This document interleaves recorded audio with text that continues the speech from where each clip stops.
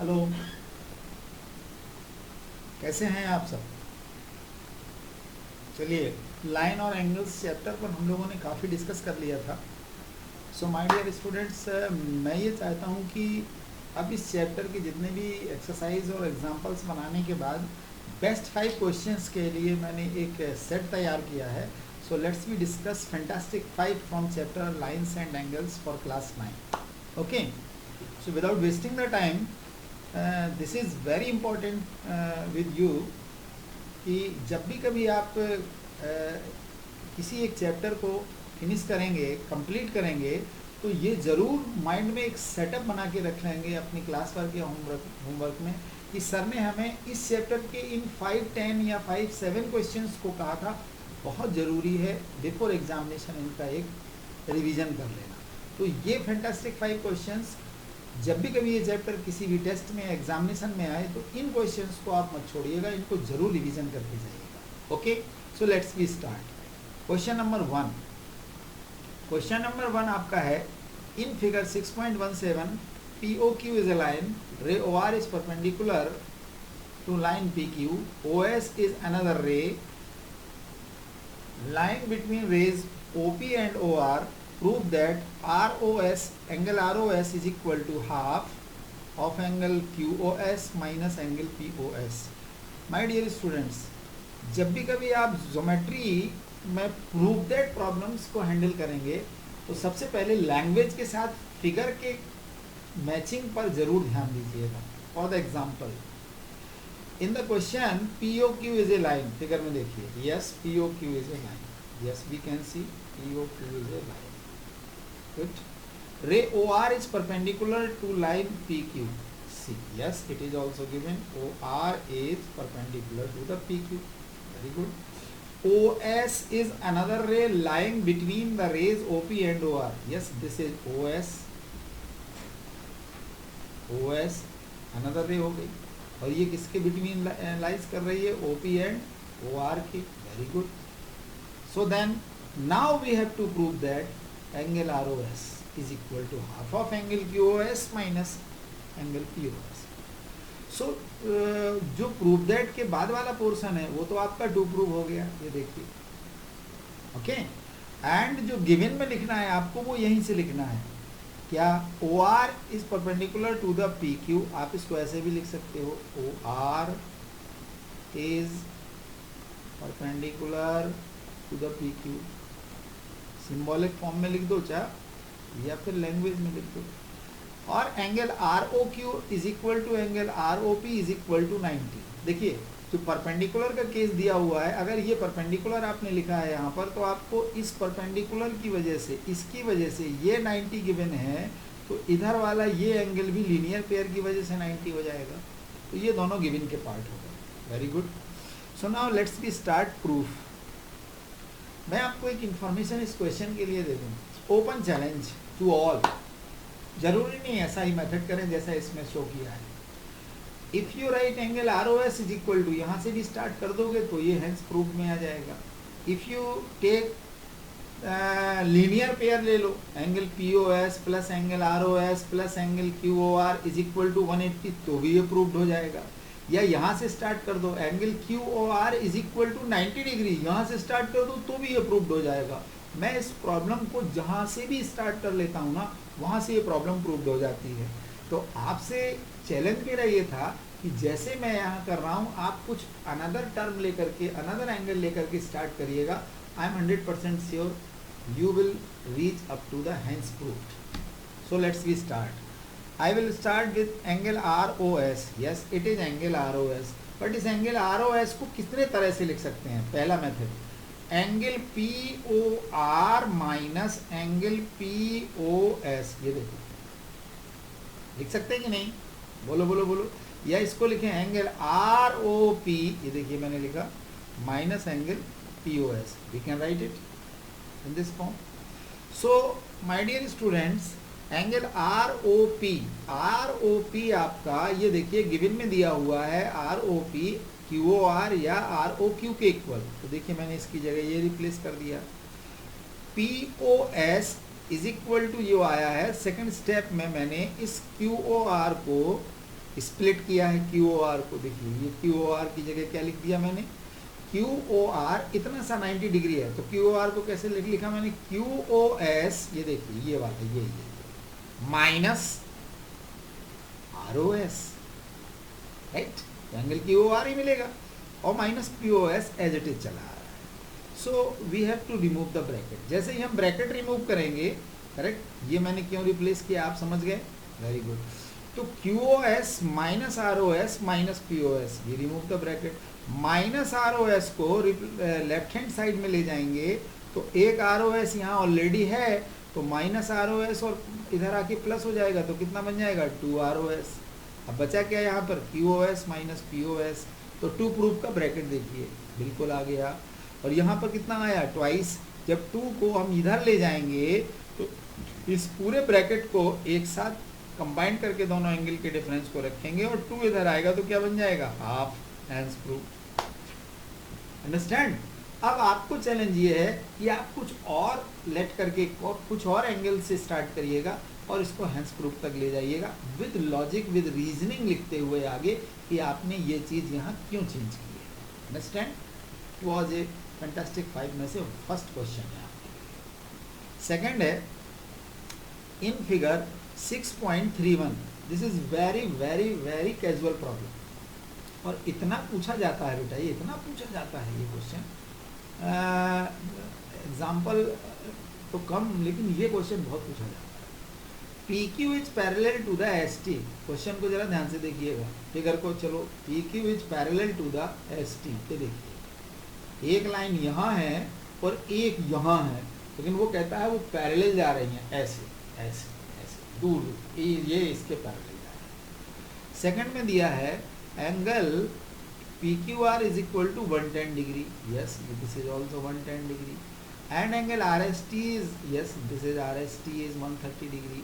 Find the angle Q R S. इस figure में एक छोटा कंस्ट्रक्शन करना है, या तो हम एक लाइन ड्रॉ करेंगे X Y passing through the R, passing through the R, X Y is parallel to the S T. अब एस टी पैरेलल कह लें या पी क्यू पैरेलल कह दें, किसके, एक्स वाई के, दोनों से, बट मैंने यहाँ पे लिखा S T and passing through point R. ठीक है, ये लाइन ड्रॉ कर दी। बहुत से बच्चे कंस्ट्रक्शन में इसको ऐसे भी करते हैं, प्रोड्यूस पी क्यू को आगे बढ़ाया, ऐसे आगे बढ़ाते गए बढ़ाते गए बढ़ाते गए बढ़ाते गए। तो बताओ, इसको मान लीजिए उसने यहाँ पे ले लिया P Q R S T, यहाँ पे ले लिया एम मान, तो ये पूरा पी एम किसके पैरेलल हो जाएगा, एस टी के पैरेलल हो जाएगा, यहाँ से भी केस हैंडल हो जाएगा। बहुत से बच्चे इसको आगे इंक्रीज करते हैं, देखिए आर ओ को इंक्रीज किया ऐसे, और उन्होंने टी एस को प्रोड्यूस किया पीछे की साइड में ऐसे, और यहाँ पर पॉइंट ले लिया मान लो एन, तो उनको जो ये ट्राइंगल मिल गया ना आर एस एन, इससे भी वो एंगल क्यू आर एस की वैल्यू निकाल लेते हैं। बट मैंने इसमें ये कंस्ट्रक्शन किया है ये वाला, और आपके सजेशन के लिए 2 एक्स्ट्रा कंस्ट्रक्शन और बता दिए कि उससे भी प्रॉब्लम का सोल्यूशन आ जाता है angle Q R S. Very good.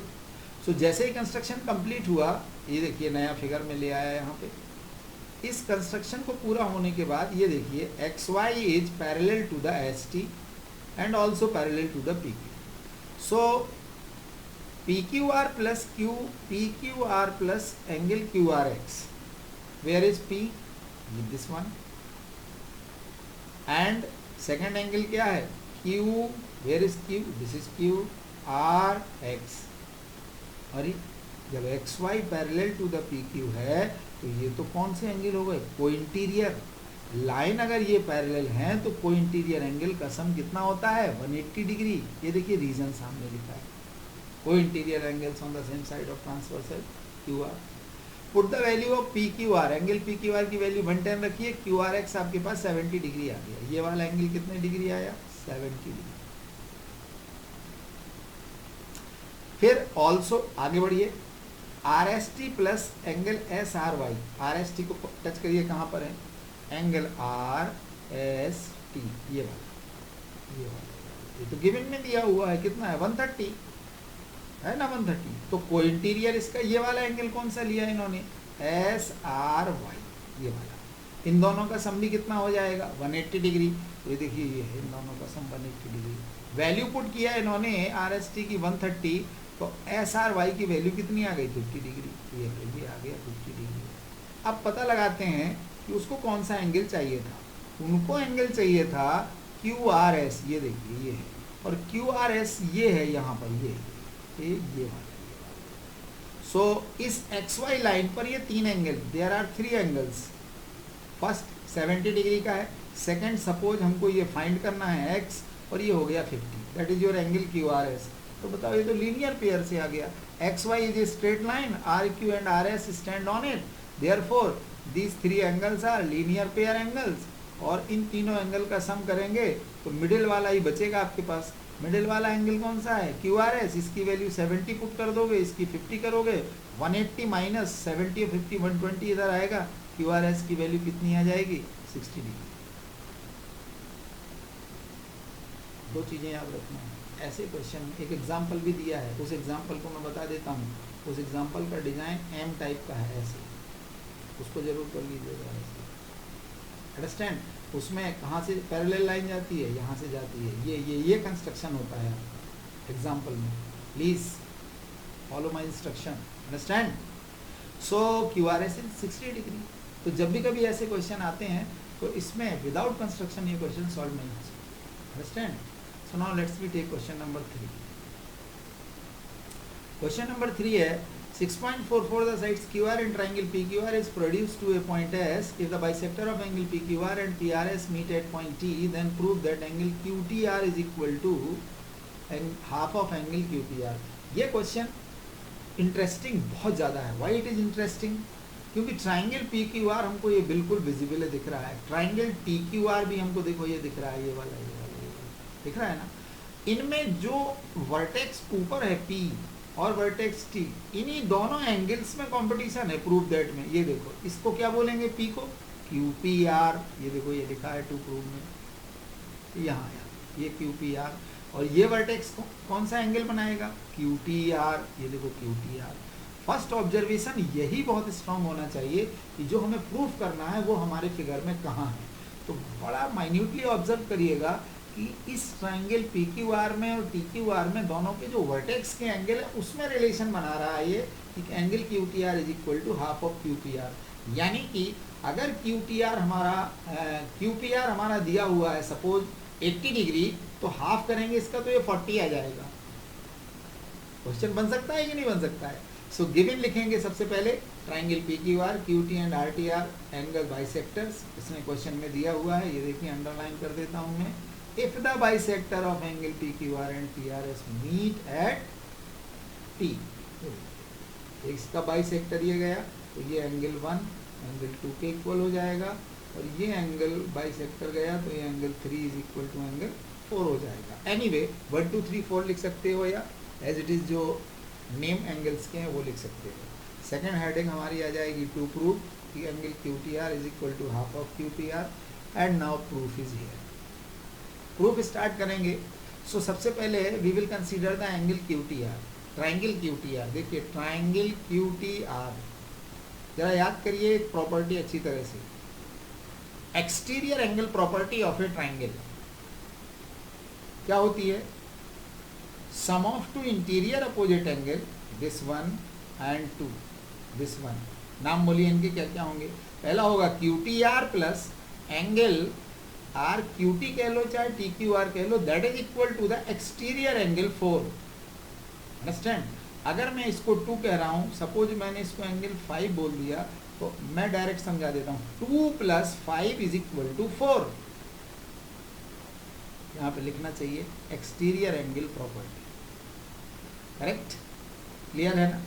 अब हम क्या करेंगे कि QTR plus TQR is equal to exterior angle TRS आ गया है, तो हम इसको ट्रांसपोज कर देंगे QTR को राइट साइड में, और इक्वेशन नंबर 1 ड्रॉप कर देंगे यहाँ पर, और फिर अगला ट्रायंगल कंसीडर करेंगे PQR। चलिए PQR में भी हम कौन सी प्रॉपर्टी लगाएंगे? एक्सटीरियर एंगल प्रॉपर्टी लगाएंगे। तो ट्रायंगल PQR का एक्सटीरियर एंगल ये है बेटा, इतना नाम है इसका PRS। क्या लिखा जाएगा यहाँ? QPR प्लस PQR, ये दिस वन एंड ये 1 + 2 आ रहा है, ये वाला that is equal to PRS। Very good. अब हम क्या करेंगे कि फर्स्ट इक्वेशन को जरा ध्यान से देखेंगे। फर्स्ट इक्वेशन हमें क्या कहता है कि देखो QPR तो एज इट इज हो गया कि नहीं हो गया। PQR को ध्यान से देखो, PQR एंगल के दो पार्ट हैं, दो, ये 1 और ये 2 है। तो अगर हम 2 का ट्वाइस कर दें तो पूरा Q मिल जाएगा, या 1 का डबल कर दें तो पूरा मिल जाएगा, क्योंकि 1 इज इक्वल टू क्या है 2। तो हम क्या करेंगे, एंगल PQR को लिख सकते हैं TQR का डबल करके। ये देखो इसका डबल करके लिख दिया इसकी जगह, तो इसकी वैल्यू तो वही रहेगी ना। जैसे एंगल 2 का डबल कर दें तो PQR आएगा कि नहीं आएगा, सेम वही है। और आगे क्या लिख दिया है, इज इक्वल टू PRS। ध्यान से देखो, ध्यान से, इज इक्वल टू PRS लिखा हुआ है। ये देखो ये PRS इतना बड़ा। इसमें भी अब आपको ध्यान देना है, इसमें दो एंगल है, 3 किसके इक्वल है, 4 के इक्वल है, बोलो है कि नहीं। तो या तो हम इस 4 का डबल कर दें तो PRS आ जाएगा, या 3 का डबल कर दें तो PRS। तो इसने 4 का किया है। एक्सटीरियर पार्ट को ही लेके चलना है इस क्वेश्चन में, क्योंकि property exterior angle property apply हो रही है।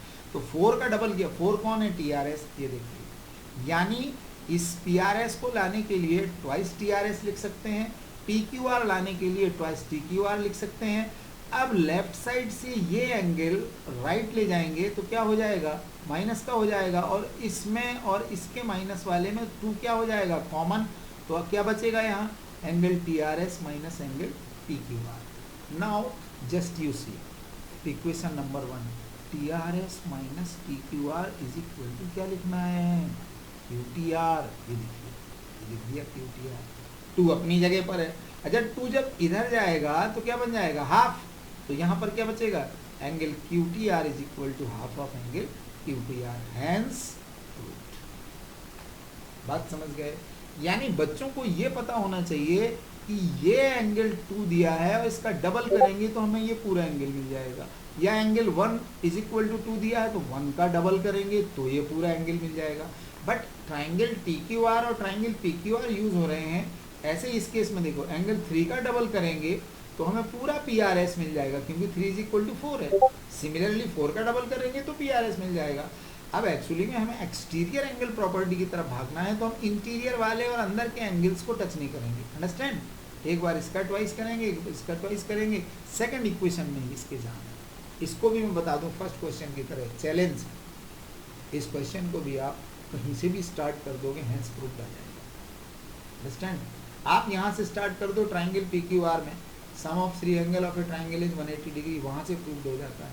इधर से आप प्रूफ कर दो, देखो ये वाला, ये लीनियर पेयर है तीनों का, इन तीनों का सम 1 2 3 डाल करके लिखो, वहाँ से स्टार्ट करो तो सारे एंगल आ जाएंगे और अपने आप आ जाएगा half QTR is equal to half of QPR। So many and more method. इसलिए बच्चों से कहा जाता है geometry is very important for you to develop the logic and reasoning, क्योंकि बच्चा ढूंढता है, सर्च करता है, ये कैसे आएगा, ये क्यों आएगा, और विदाउट रूल कुछ नहीं लिख सकता वो। इसलिए मैं कहता हूँ कि बच्चे की स्ट्रेंथ मैथमेटिक्स में अगर बहुत अच्छी बनानी है तो उससे कहो कि ऐसे ज्योमेट्रिकल प्रॉब्लम जरूर अटेम्प्ट करें। नेक्स्ट प्रॉब्लम है हमारी 4th। इस क्वेश्चन के लिए इसका एक छोटा भाई भी है। इसमें क्या हो रहा है कि एक्सटीरियर एंगल बाइसेक्ट हो रहे हैं। ये देखो, ये बाइसेक्ट हो रहा है, ये 1 इसका और ये 2 इक्वल है। यानी कि कौन सा एंगल बाइसेक्ट किया, एंगल EBC। फिर उसने DCB को भी बाइसेक्ट किया है। ये देखो, ये 3 इज इक्वल टू, तो ये 4 इक्वल है। लेकिन जो इसका भाई है वो एक्सटीरियर एंगल बाइसेक्ट करने से नहीं आता है। ये देखो, वो इंटीरियर एंगल बाइसेक्ट करवाएगा आपसे, ये वाली, ये एंगल 1 इज इक्वल टू ये 2 हो जाएगा, ठीक है। और ये बाइसेक्ट करवाएगा आपसे, ये वाला सेम पॉइंट लिखेगा यहाँ पे A, ये सेम लिखेगा बिल्कुल उसी की तरह, ये हो गया C। अब प्रूव दैट में एक डिफरेंस आता है कि इसमें है prove that angle BOC is equal to, तो इसमें भी आएगा BOC इज इक्वल टू। यहाँ पे है 90 तो इसमें भी आएगा 90। यहाँ लिखा है माइनस हाफ ऑफ BAC, ये वाला BAC, ये देखो BAC, तो यहाँ पर आ जाएगा 90 प्लस BAC। इसे आपको प्रूव करना है interior bisector. 90 plus half of B A C, या बी ए सी की जगह केवल इतना लिख दो half of angle A, right. और यहाँ पे लिख देंगे एंगल बी ओ सी। ये इसका छोटा भाई है इस क्वेश्चन का, बट ये आपके बुक में नहीं दिया है, ये दिया है, ये आपको मैं अपनी तरफ से दे रहा हूँ, क्योंकि पहले एनसीईआरटी में ये हुआ करता था, ये नहीं हुआ करता था। अब इसकी बारी आ गई। So let me start, no problem, very simple question, as it is example है, don't take more time, understand. Solution कहाँ से स्टार्ट होता है, यहाँ से। ये देखिए, रो B O is bisector of angle C B E, very good, ये है बी ओ, सी बी ई का बाइसेक्टर है ना। तो सी बी ओ को कैसे लिखेंगे, C B O that will be equal to the half of C B E. ये देखो, सी बी ओ यानी कि 2 इज इक्वल टू लाना है तो हाफ ऑफ दिस एंगल करेंगे। किया, इन्होंने क्या किया है कि इसको ले लिया है वाई, इंटीरियर ट्राइंगल एबीसी के अंदर वाले एंगल को।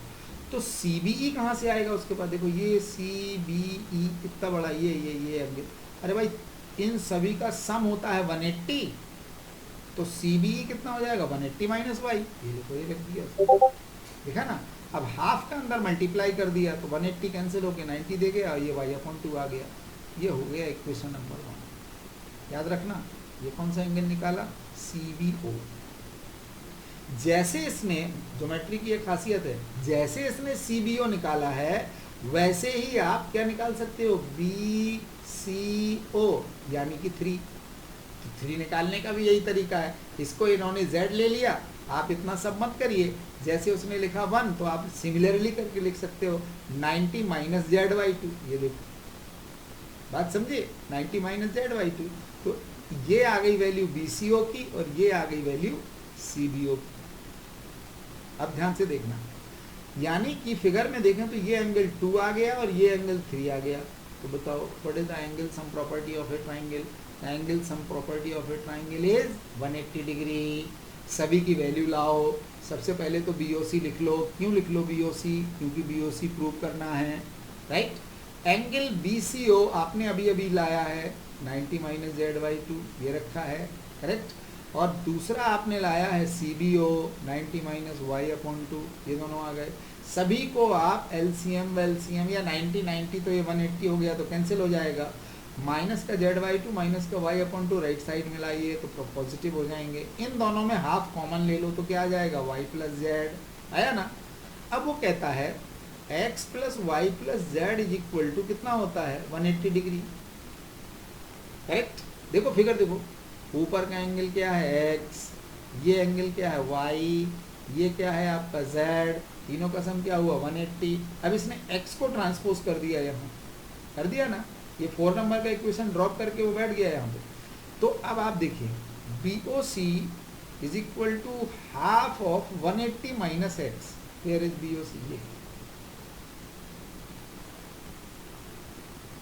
BOC इज इक्वल टू, देखो 4, इक्वेशन नंबर 4 क्या बन गया, BOC is equal to half of y plus Z आया था ना, तो y प्लस जेड की ये वैल्यू, ये 180 माइनस एक्स फोर्थ में पुट कर दो, वेरी गुड। हाफ की एंट्री अंदर करो, क्या आ जाएगा, हाफ से 180 कैंसिल हो गया तो 90 आ जाएगा, और ये XY2। बट x कौन सा एंगल है, ये देखो x है आपका A को क्या बोलेंगे BAC, ये देखिए। So angle BOC is equal to 90 minus half of BAC, right. तो जब भी कभी एक्सटीरियर एंगल बाइसेक्ट होंगे तो क्वेश्चन में टू प्रूफ में पूछा जाएगा 90 माइनस, और जब भी इंटीरियर ये वाला क्वेश्चन आएगा तो आएगा 90 plus half of A. Very interesting, दोनों क्वेश्चन बड़े अच्छे हैं, प्लीज़ इसको जरूर आप ढूंढ के करिएगा, नहीं तो मैं आपको अवेलेबल करा दूँगा। लास्ट फैंटास्टिक फाइव का लास्ट क्वेश्चन नहीं है थ्योरम है, क्योंकि इस चैप्टर के अंदर 2 या 3 छोटी छोटी थ्योरम 2 और 3 मार्क्स में पूछी जाती हैं, और ये अभी तक 6, 7, 8 में आप डायरेक्ट लिख देते थे the sum of angle of a triangle is 180। ये कोई नहीं बोलता था प्रूव करके बताओ, सब मान लेते थे कि नहीं बच्चा जानता है कि sum of 3 angle of a triangle is 180 degree. So let's be prove today, no problem. सबसे पहले स्टेटमेंट, वेरी इंपॉर्टेंट। स्टेटमेंट में अगर उसने कहा है कि ट्राइंगल, तो एक ट्राइंगल लेना पड़ेगा, ट्राइंगल का नाम भी लिखना पड़ता है PQR। इस ट्राइंगल के तीनों इंटीरियर एंगल भी आप नंबरिंग कर दो 1, 2, 3, यस ये गिवन का पार्ट है इस ट्राइंगल में।